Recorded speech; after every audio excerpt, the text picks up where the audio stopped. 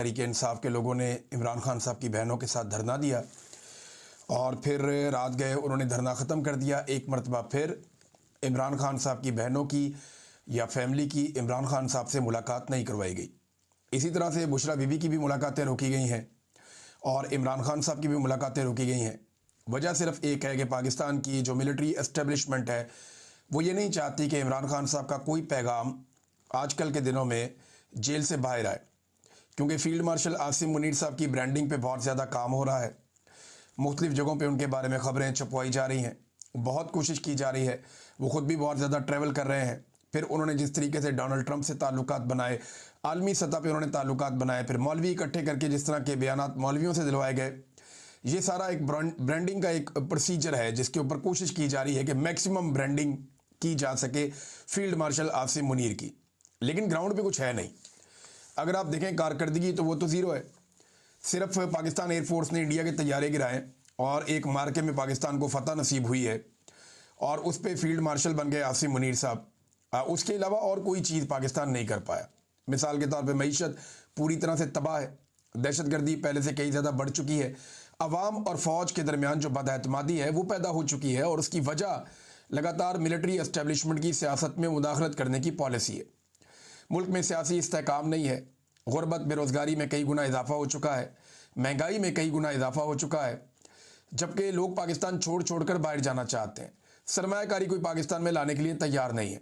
PIA को इन्होंने बेचा, वो क्या हालत हुई मैं आगे चल के आपको बताऊंगा। लेकिन इस ब्रांडिंग को बचाने के लिए इमरान खान साहब और उनकी अहलिया को जेल में मुलाकातों पर पाबंदी लगा के कोई भी पैगाम बाहर ना आए, इसका बंदोबस्त किया गया है। लंदन में भी जो ओवरसीज़ पाकिस्तानी है उन्होंने शहजाद अकबर साहब ने इसको लीड किया था।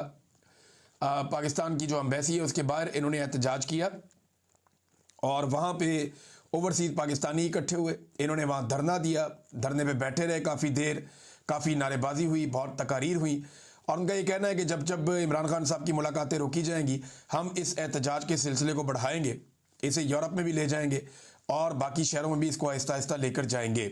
तो ये पाकिस्तान तहरीक इंसाफ की जानिब से शहजाद अकबर साहब ने और ISF के लोगों ने इसको एहतजाज को लीड किया था। तो ये आगाज़ हो गया है बरतानिया में भी एहतजाज का। अब नाज़रीन, मौलवी जो हैं वो इकट्ठे होकर आसिम मुनीर साहब को पै गए। यानी सिंपल वजह यह है कि पाकिस्तान के जो उलमा इकराम है या मजहबी सियासी जमातें हैं उनकी स्पेस ख़त्म हो गई थी गुज़िश्ता 2-3 सालों में। ख़ास तौर पर आसिम मुनीर साहब के दौर में उन्हें मौका ही नहीं मिला, क्योंकि इमरान खान साहब पे जुल्म और जबर इतना ज़्यादा हुआ कि सारे लोग इमरान खान साहब के साथ खड़े हो गए। तो पाकिस्तान के जो उलमा इकराम है या मजहबी शख्सियात हैं वो डिसक्रेडिट हो रही थी। तो इन्हें प्रॉब्लम ये आ रहा था कि कोई तहरीक खड़ी नहीं कर पा रहे थे, कोई आवाज़ उठा नहीं पा रहे थे। हर जगह पे जो है वो हुकूमत अपना मंजन बेच लेती थी और बाकी सारी स्पेस जो है वो इमरान खान साहब ले जाते थे। तमाम जो हार्ड एंड फास्ट किस्म के मौक़िफ़ अपनाए हैं वो पाकिस्तान तहरीक इंसाफ ने और इमरान खान साहब ने अपनाए हैं। मार भी इन्होंने बहुत खाई। तहरीक लब्बैक बीच में खड़ी हुई, लेकिन जिस तरह से उन्हें कुचला गया और जैसे उनकी क़यादत को गायब कर दिया गया, वो दोनों रिजवी बरादरान अभी तक नहीं मिलते और जो लोग मौजूद हैं उनसे मेरी कभी टेलीफोन पे बात हो तो बेचारे कुछ बोल नहीं सकते, ना उनके पास कोई इन्फॉर्मेशन है, ना गाइडेंस है, ना वो बात कर सकते हैं। तो जो मौलवी हजरात हैं इनके पास, क्योंकि इनका पाकिस्तान की सियासत में बड़ा पुराना असर है, तो मस्जिद और मिंबर और मदारिस इनके पास हैं।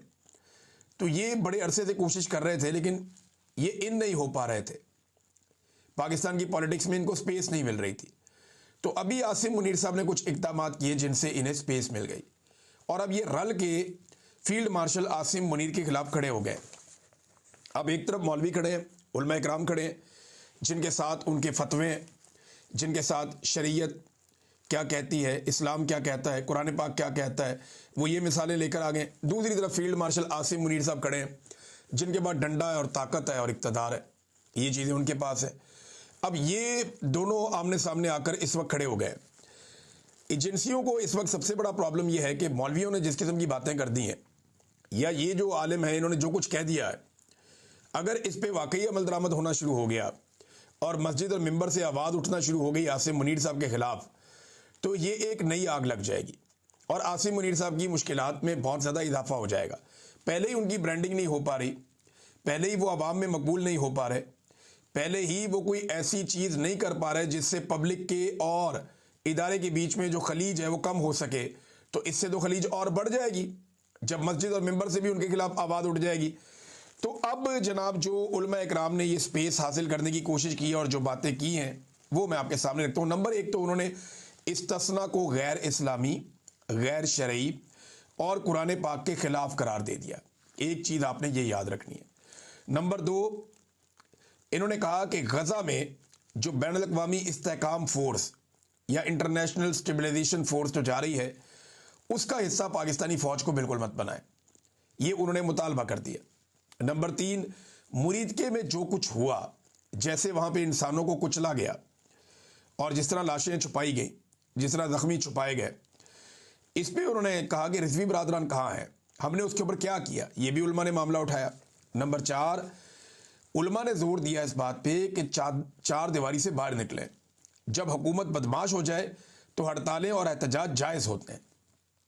नंबर पाँच, जिन मौलवियों ने या दरबारी मुल्लाओं ने जाके खुशामद की आसिम मुनीर साहब की और शहबाज शरीफ साहब की और जिन्होंने जूते पॉलिश किए, उनके बारे में ये कहा गया कि मदहा सरा किस्म के लोगों को इकट्ठा करके उनकी तायीद लेना हुक्मरानों के लिए मसला नहीं होता।